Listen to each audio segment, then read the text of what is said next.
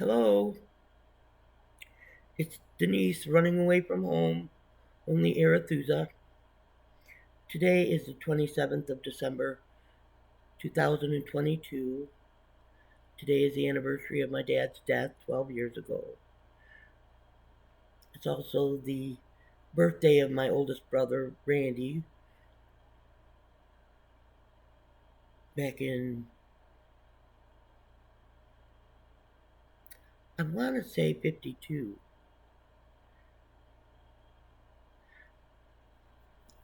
Anyway, he died in 1980.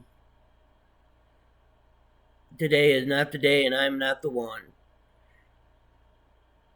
I'm having a lot more trouble breathing, coming down here a lot less often, trying to come down here a lot less often, trying to space out my cigarette um,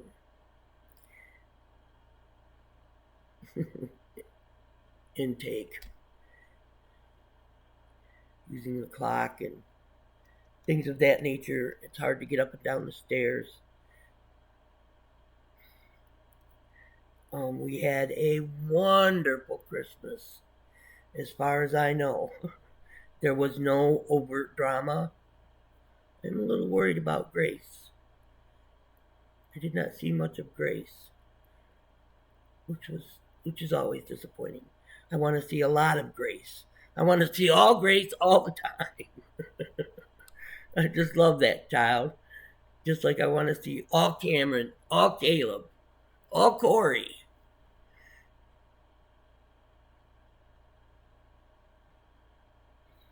Anyway, it was a wonderful Christmas.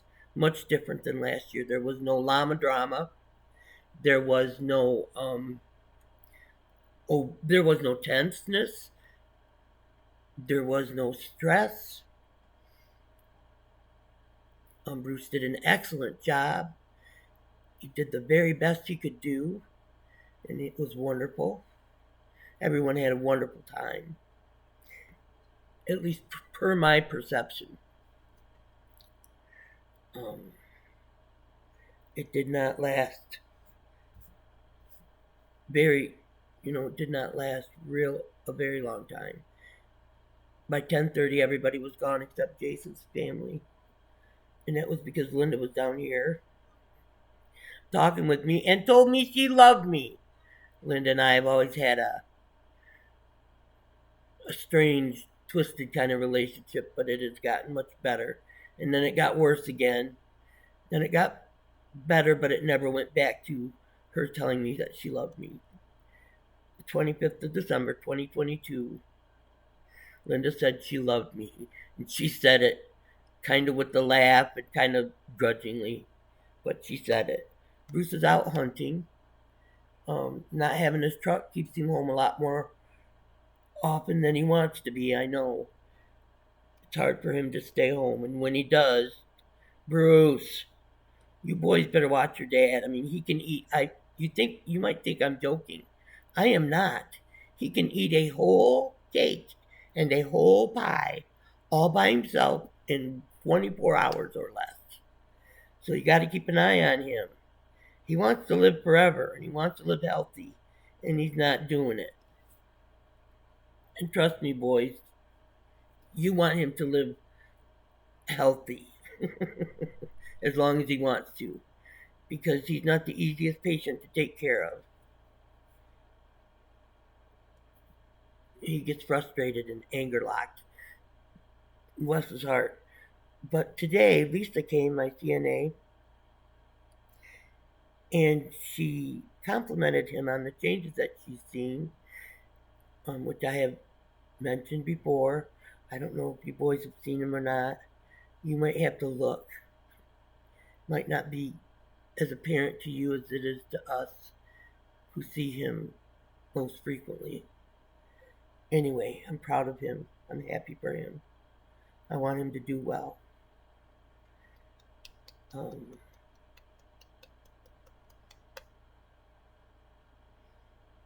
you know, if I were to have gotten some virus that somebody brought in, and Christmas Day, and this continues to spiral downwards. I will not regret getting sick just because I visited my family, or my family visited me. It was well worth it. Christmas is always the day that all of us gather. There are only two missing this time. One was Jenna, Joshua's daughter. You know, I have four granddaughters, and one great granddaughter, which means I have six grandsons. Boys are much more frequent in our family, my family, than our girls. It's hard. I don't think I really have anything much more to say, except I wanted to take this opportunity to say just how lovely Thanksgiving, Christmas was. Um, Cody, Jason's oldest, my first grandchild, and Jenna, as I said, Josh's daughter. They were the only two missing. And Cameron brought along Matilda. I believe they're engaged. There was no formal announcement of engagement, but something was said about them wanting to get married in whatever month it was. I just let it fly in and out. Because you never know. You know, if it's not like within the next 2 months, I'll forget it anyway. For some reason, October lingers in my mind, but that's a long time from now. That's 10 months.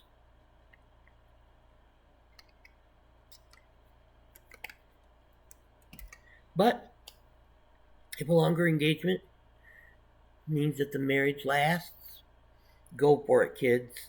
Stay engaged for 10 years. But then you get married and everything changes and people end up divorced. I don't know. Give your heart to someone you want to see get old and won't mind taking care of if or when they get sick. That sickness and in health thing is really important. The fans are running down here in the basement if it feels like I'm yelling at you all.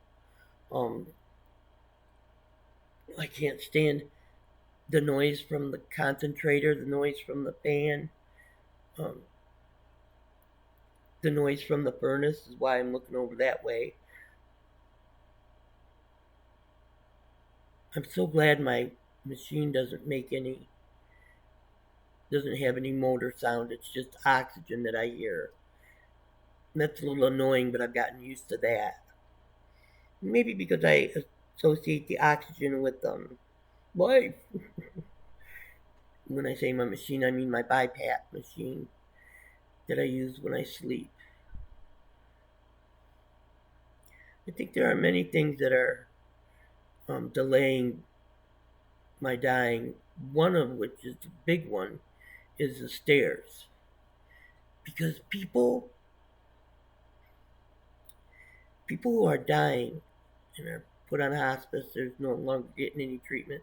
The thing that actually makes them go the fastest is when they're no longer using their muscles, when they're no longer up and moving around, when they're bedbound.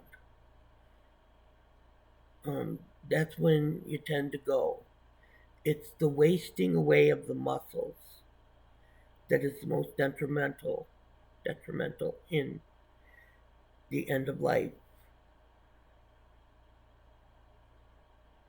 Just a little thing I picked up before I was even put on hospice. Because I always wanted to be a hospice nurse. I wanted to be Joy Eufema, who was big on starting hospice in the United States. And Elizabeth Kubler-Ross, who was big on exploring death and dying. Anyway, that's all I have to say.